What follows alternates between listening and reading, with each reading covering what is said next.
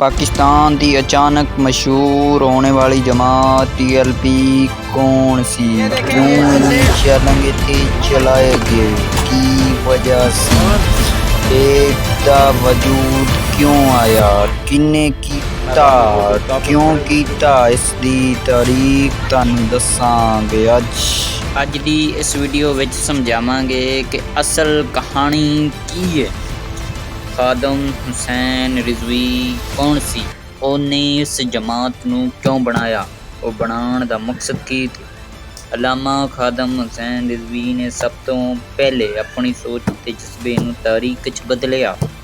मकसद रसूलुल्लाह दी नमूसे रसालत ते इज्जत दे खिलाफ गल न होवे। पाकिस्तान दे कानून नमूसे रसालत खत्मे नबूवत दे नाल छेड़छाड़ न होवे। नमूसे रसालत दे हवाले नाल हम अपने नबी की इज्जत की बात करते हैं। और सुनो, जब तक एक भी मुसलमान मौजूद है तुम्हें काट के रख देगा।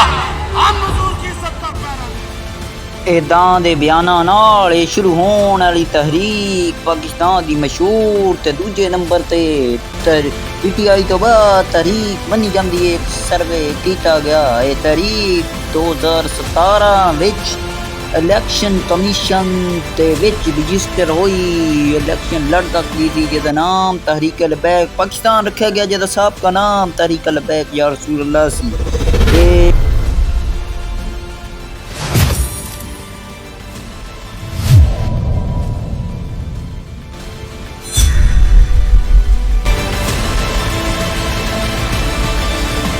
तहरीक उदो वजूद विच आई कि पहले भी एक काम करती सी। पहले दा नाम सी गाजी मुमताज हुसैन कादरी दी रहाई तहरीक, मुमताज हुसैन कादरी रहाई तहरीक। फिर इसका नाम बदल के तहरीक लबैक या रसूलुल्लाह रख दिता गया। इसलिए मुमताज कादरी दा किस्सा यह कि मुख्तसर समझ लो कि मुमताज कादरी इसलिए मशहूर होया कि उन्हें कर्नल सलमान तसीर नू कतल किया सी, क्योंकि वो पाकिस्तान दे कवानीन ते नमूसे रसालत दे खत्मे नबूवत दे कवानीन दे विच तब्दीली चाहुंदा सी।